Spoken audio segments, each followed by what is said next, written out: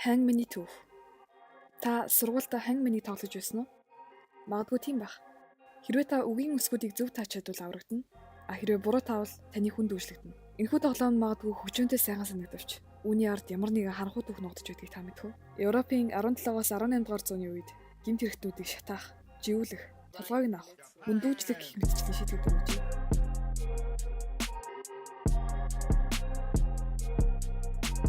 Заримдаа гэмт хэрэгтнүүдийг амьдрал болон үгсийн ариун эсэлд гих тоглоомыг тоглож ялдаг байв.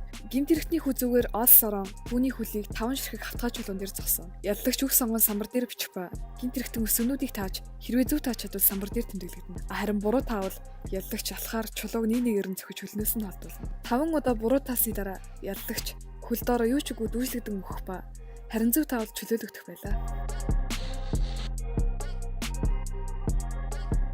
Тухайн үеийн Европт шүүх гэж байгаагүй учраас гэмт хэрэгтнүүдийн хувьд шийтгэлээсээ мултрах ганц арга нь энэ үжээ. Дүүжлэгдсэн гэмт хэрэгтнүүдийн ихэнх нь бичиг үсэг тайлгаадаг байсан нь энэхүү түүхийн бас нэгэн хэсгийн үйл явдал юм. 17 дугаар зуунд эмэгтэйчүүдийн 90%, эрэгтэйчүүдийн 75% нь бичиг үсэг тайлгаадаг байв. Орчин үед гэмт хэрэгтнүүд ихэнхдээ алдлага үйлдсэн. Эсвэл улсын ноцтой хууль дүрмийг зөрчсөн тохиолдолд цаазан ялгадаг. Гэвч тухайн үеийн Европт нөхцөл байдал ийм байсангүй. Мөн түүгээрч зогсохгүй заримдаа хулгай эсвэл хууль бус хүзрөөр тоглолтонтой ч холбогдуулан цаазаар авдаг байлаа. Тони Огуртын дэлхийн тоглоомуудын Оксфорд хөтөч номдэр Hangman-ы их усэр болон нууцлагдмал утга нь хараахан олдоогүй ч энэ үйл явдал Викторийн хатны үеэс эхэлсэн байж болзошгүй хэмээжээ. Орчин үед үгийг нь мэдэхгүй байсансаа болж хуучных шиг хатуу шийтгэл амсахгүй ч энэхүү тоглоом нь одоо хүртэл суурь стритийг хадгалсаар байгаа лээ. Тэгэхээр дараагийн удаа та Hangman-ыг тоглохоор л хаанаас үлдээг нь мэддэг боллоо.